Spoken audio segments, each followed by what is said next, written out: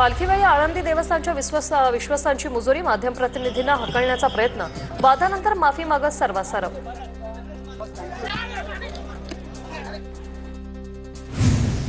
देहूमध्ये फडणवीसांच्या अंगरक्षकाला विश्वस्त भावार्थ देखण्यांकडून मारहाण, माऊलींच्या सेवेकरांचा मालक झाल्यासारखाच थाट.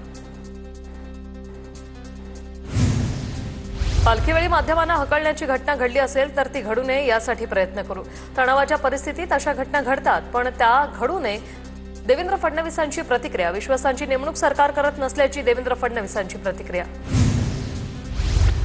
पंढरपूरची विठ्ठल मंदिर समिती तात्काळ बरखास्त करून नवी समिती नेमा, अमोल मिटकर यांची मागणी. विठ्ठल रुक्मिणी मंदिरात 3 कोटींचा चिल्लर घोटाळा झाल्याचं पत्र मिळालं. पावसाळी अधिवेशनात मुद्दा मांडणार, मिटकर यांकडून स्पष्ट. निवडणुकांनंतर 45 दिवसात सर्व फुटेज नष्ट करण्यात येणार. 45 दिवसातच निकालाला आव्हान द्यावं लागणार. फुटेजचा गैरवापर होत असल्याच्या भीतीने आयोगाकडून या नियमात बदल. केंद्र सरकार आणि निवडणूक आयोगाच्या संगनमतानं निर्णय. भाजपसह वगलबच्च्यांच्या घोटाळ्यांना सुरक्षित ठेवण्यासाठी नियमात बदल. आयोगावर मविया नेत्यांची टीका, तर आक्षेप घेणं हीच काँग्रेसची भूमिका. शेलारांचं प्रत्युत्तर. राज्यात 2 समविचारी पक्ष, एक उद्धव आणि दुसरे राज ठाकरे. मराठी माणसाची एकजूट राहावी ही ठाकरेंची भूमिका. संजय राऊत यांची प्रतिक्रिया. मनसेसोबत युतीसाठी आपण सकारात्मक आहोत, मात्र स्थानिक पातळीवर युती आघाडी संदर्भात आढावा घेऊन माहिती द्या. उद्धव ठाकरे यांचे बैठकीत कार्यकर्त्यांना मार्गदर्शन. युती आघाडी होईल नाही होईल, पण सर्व जागांवर लढण्यासाठी पक्ष म्हणून तयार राहा, उद्धव ठाकरेंचे आदेश. ठाकरे गटासोबत युती हा एकमेव विषय आमच्या पुढे नाही. काल जो उत्साह दिसला तो याआधी का दिसला नाही? संदीप देशपांडेंची ठाकरे बंधूंच्या युतीबाबत प्रतिक्रिया. मराठी माणसासाठी पायही चाटू, वेळ आल्यास पायही छाटू. संदीप देशपांडेंकडून राज ठाकरेंच्या 2017च्या भाषणाची एक क्लिप शेअर.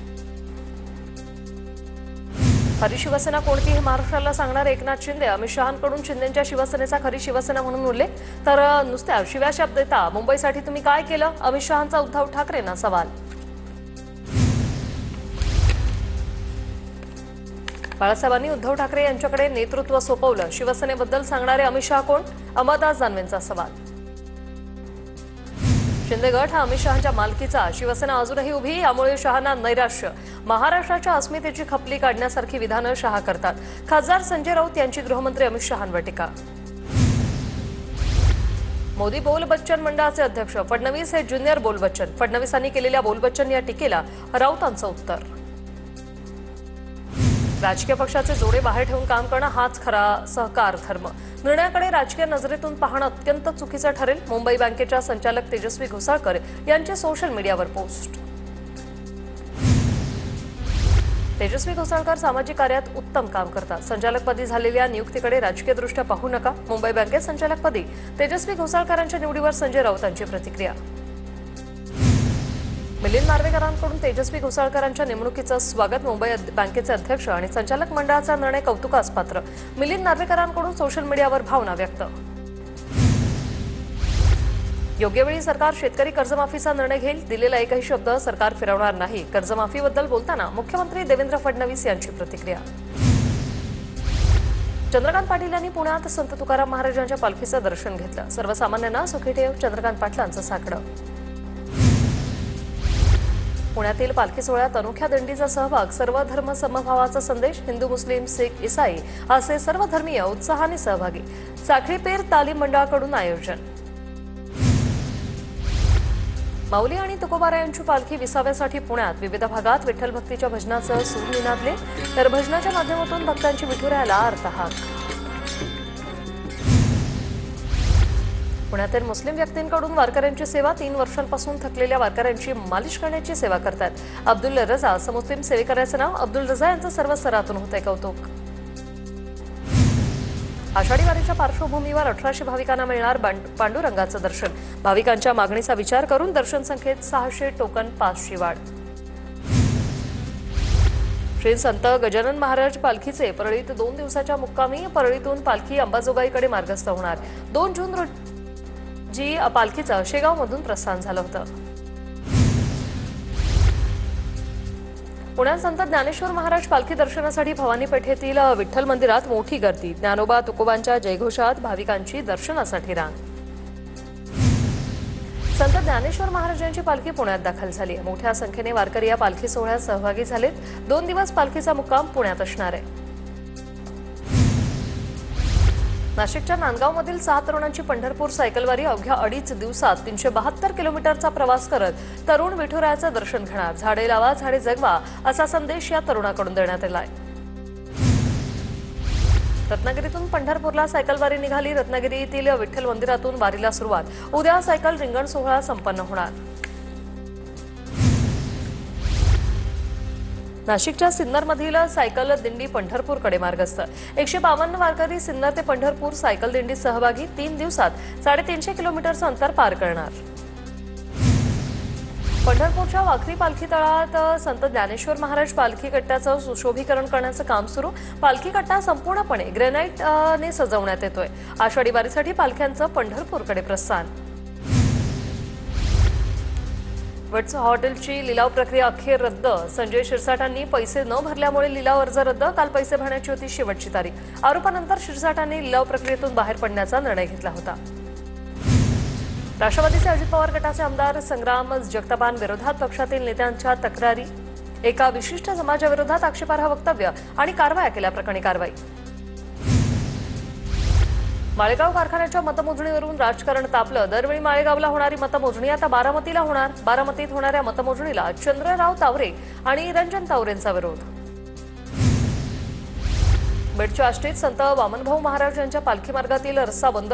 वनवेवाडी डोंगरातील रस्ता बंद असल्याने वारकऱ्यांचा मुख्यमंत्री फडणवीसांना साकडं। कोल्हापूरच्या हुपरीमध्ये भाजपचे माजी नगरसेवक भरतराव लठ्ठेंच्या घरी छापे। ईडीची छापेमारी। घरात केलेल्या छापेमारीत काहीही आढळलं नाही। जळगावात मुख्यमंत्र्यांच्या ताफ्यासमोर आत्मदहनाचा प्रयत्न करणाऱ्या ठेकेदारांचं कोणतंही बिल प्रलंबित नाही। महावितरण कंपनीच्या अधिकाऱ्यांचं हे स्पष्टीकरण।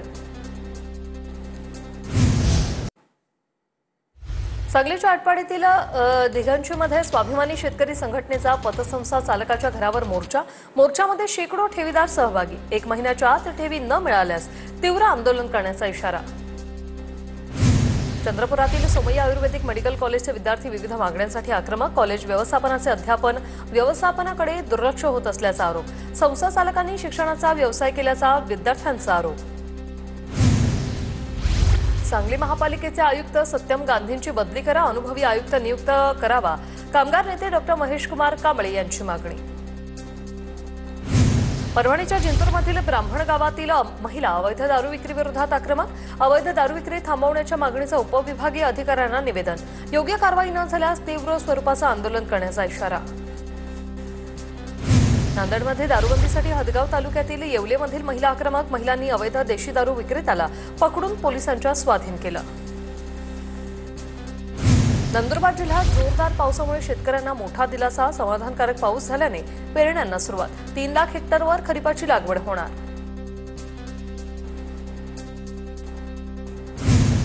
मुंबईत जून महिन्यात सरासरीपेक्षा जास्त पाऊस। कोकण आणि मध्य महाराष्ट्रात सरासरीपेक्षा अधिक पाऊस। सरासरीच्या 37% जास्त पाऊस पडल्याची हवामान विभागाची माहिती। अहिल्यानगरच्या अकोले तालुक्यातील मुळा नदीवरचं पिंपळगाव खांड धरण ओव्हरफ्लो। मुळा धरणाकडे पाण्याची आवक सुरू। कोयना धरण पाणलोट क्षेत्रात जोरदार पाऊस। पावसामुळे 4 दिवसात धरणात तब्बल 11 टीएमसी पाण्याची आवक। कोयना धरणातून सध्या 1050 क्युसेक वेगाने विसर्ग। नाशिकमधील गंगापूर धरण 15 वर्षात पहिल्यांदाच जून महिन्यात 65% भरलं। नाशिककरांची पिण्याच्या पाण्याची चिंता मिटली। रायगड जिल्ह्यात सर्वत्र पावसाची संततधार सुरू। तळा तालुक्यातील बावे हवेली गाव धरण ओव्हरफ्लो। परभणीच्या गंगाखेड तालुक्यातील मुळी बंधारा पूर्ण क्षमतेने भरला। बंधाऱ्यातून पाण्याचा विसर्ग सुरू। गंगाखेड तालुक्यातील 10 ते 15 गावातील पिण्याच्या पाण्याचा प्रश्न मिटला। पुण्यातील 4ही धरणांचा पाणीसाठा 9 टीएमसीवर। खडकवासला धरण पाणलोट क्षेत्रातील पावसाचा जोर ओसरला। 4000 क्युसेकने खडकवासला धरणातून विसर्ग सुरू। वैनगंगेच्या खोऱ्यात कधी मुसळधार पावसाची शक्यता। भंडाऱ्याच्या गोसेखुर्द प्रकल्पातून 80 क्युसेक पाण्याचा विसर्ग। पूर नियंत्रणासाठी जिल्हा प्रशासनाने उचललं पाऊल। नाशिकच्या गंगापूर धरणातून पाण्याचा विसर्ग वाढवला। गंगापूर धरणातून 2320 क्युसेक पाण्याचा विसर्ग। धरण क्षेत्रात सुरू असलेल्या पावसामुळे विसर्ग वाढला। गोदावरी नदीकाठच्या नागरिकांना सतर्कतेचे आदेश। नाशिकच्या गंगापूर धरण क्षेत्रात पावसामुळे धरणाच्या जलसाठ्यात झपाट्याने वाढ। धरणातून 2320 क्युसेक वेगाने विसर्ग सुरू। नाशिकच्या इगतपुरी तालुक्यातील धरणाच्या पाणलोट क्षेत्रात मुसळधार पावसामुळे वाढ। दारणा धरणातून 4742 क्युसेकने पाण्याचा विसर्ग। कोल्हापूर पाणलोट क्षेत्रात झालेल्या मुसळधार पावसामुळे कृष्णा नदीच्या पाणी पातळीत लक्षणीय वाढ। दुसऱ्यावाडी येथील श्री दत्त मंदिरासमोर नदीचं पाणी पोहोचलं। भाविकांनी सतर्क राहावं, मंदिर आणि स्थानिक प्रशासनाचं आवाहन। कोल्हापुरातील धरण क्षेत्रात पावसाची संततधार। राधानगरी धरण 61% भरलं। पाणी पातळीत झपाट्याने वाढ। जिल्ह्यातील 19 बंधारे पुन्हा पाण्याखाली। सोलापूरच्या पंढरपूरमधील उजनी धरणातून भीमा नदी पात्रात 21,000 क्युसेक पाण्याचा विसर्ग। प्रशासनाकडून नदीकाठच्या गावांना सतर्क राहण्याचा इशारा। चंद्रपूर जिल्ह्यात 49,000 हेक्टरवरच पेरणी। पावसाने पाठ फिरवल्याने शेतकरी चिंतेत। कापूस सोयाबीन लागवडीचं वेळापत्रक बिघडलं। पावसाने समाधानकारक हजेरी न लावल्याने मुक्ताईनगरमधील खरीपाच्या पेरण्या अपूर्ण। कापसाला दर नसल्याने कापसाचा पेरा घटणार असल्याचं चित्र। धाराशिवमध्ये सोयाबीनचं बियाणं उगवलं नसल्याचा शेतकऱ्यांचा आरोप। महामंडळाकडून घेतलेल्या बियाण्यांचं पीक न उगवल्यानं शेतकरी चिंतेत। शेतकऱ्यांसमोर दुबार पेरणीचं संकट। शेतकऱ्यांचा आंदोलनाचा इशारा। सिंधुदुर्गच्या कुडाळमध्ये मुसळधार पावसामुळे रस्त्यात झाड पडल्याची घटना। झाडामुळे काही काळ वाहतूक ठप्प। गावच्या नागरिकांनी झाड हटवल्याने वाहतूक सुरळीत। रत्नागिरीतील मार्लेश्वर देवस्थानावर भाविकांसाठी ड्रेस कोड लागू। भाविकांचा पेहराव हिंदू परंपरेला साजेसा, सुसंस्कृत असण्याची अट। मार्लेश्वर देवस्थानाचं भाविकांना आवाहन।